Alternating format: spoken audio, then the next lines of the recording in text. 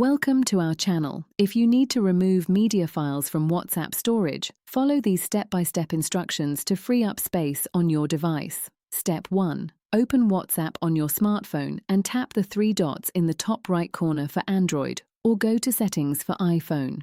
Step 2. Select Settings from the menu, then tap Storage and Data. Step 3.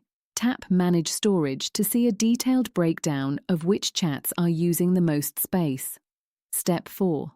WhatsApp will display a list of chats ordered by storage size with the largest ones at the top. Step 5. Tap on any chat to view the media files stored from that conversation, including photos, videos, GIFs, and voice messages. Step 6. Select the types of files you want to delete by tapping on them, or use Select All to choose everything. Step 7. Tap the trash icon to delete the selected media files. Confirm the deletion when prompted. Step 8. Return to the main storage screen and repeat the process for other large chats until you have freed up sufficient space. Step 9.